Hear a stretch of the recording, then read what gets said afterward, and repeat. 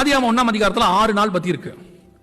இந்த 6 நாளுக்கும் 7ஆம் நாளுக்கும் ஒரு வித்தியாசம் இருக்கு. என்ன அப்படின்னு பாத்தீங்கன்னா, ஒவ்வொரு நாள் முடியும் போதும் பாருங்க, ஆதியாகமம் 1:24 கூட இருக்கும். ஒவ்வொரு நாள் முடியும் போதும் சாயங்காலமும் விடியற் காலமும் ஆகி 1ஆம் நாள் ஆயிற்று, சாயங்காலமும் விடியற் காலமாகி 2ஆம் நாள் ஆயிற்று அப்படின்னு இருக்கும். ஆனா இந்த ஓய்வு நாளுக்கு மட்டும் 7ஆம் நாளுக்கு மட்டும் சாயங்காலமும் விடியற் காலமாகி 7ஆம் நாள் ஆயிற்றுன்னு இருக்காது. நீங்க அந்த இடத்துல பாத்தீங்கன்னு சொன்னா மத்த 6 நாளுக்கும் சாயங்காலம் விடியற் காலமாகி அப்படின்னு இருக்கும். 7ஆம் நாளுக்கு மட்டும் சாயங்காலம் விடியற் காலமாகின்னு இருக்காது. அப்படின்னா என்ன அர்த்தம்? 7ஆம் நாள்ல சாயங்காலம் விடியற் காலமே வரலையா, அந்த நாள் முடிவே இல்லையா அப்படின்னு அர்த்தம். என்னன்னா, ஆண்டவர் 7ஆம் நாள்லயும் சாயங்காலம் விடியற் காலம் வந்திருக்கும், ஏன் 6 நாளுக்கு கொடுத்துட்டு 7ஆம் நாளுக்கு அங்க கொடுக்காம விட்டுருக்காரு அப்படின்னு அர்த்தம். என்னன்னா, இந்த 6 நாள் நீங்கள் உங்களுக்கு வேலை பார்க்கிற நாள்.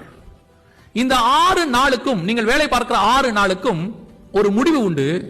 தேவனை ஆராதிக்கிற நாளுக்கு முடிவே கிடையாதுன்னு அர்த்தம். தேவனை ஆராதிக்கிற நாளுக்கு என்ன கிடையாது?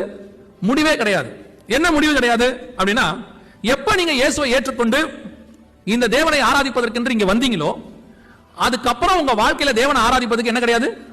முடிவே கிடையாது. டெய்லி தேவனை ஆராதிக்கணும், ஒவ்வொரு நாளும் ஆராதிக்கணும். இன்னைக்கு அந்த ஆராதனை இல்ல. எப்போ வரைக்கும் இருக்கணும்?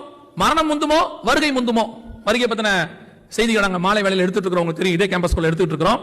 இன்னைக்கு மாலையும் நாளை காலையோட முடியுது. ஒருவேளை நீங்க ஃப்ரீயா இருந்தா வாங்க. வருகை பத்தி எவ்வளவு தூரம் சமீபங்கிறத பார்த்துட்டு இருக்கிறோம். வருகை முந்துமோ அல்லது மரணம் முந்துமோ, அதுக்கப்புறம் அப்படியே போய் தேவனை ஆராதிக்க போறோம். நம்ம ஆத்மாத்தோட போய் என்ன செய்ய போகுது?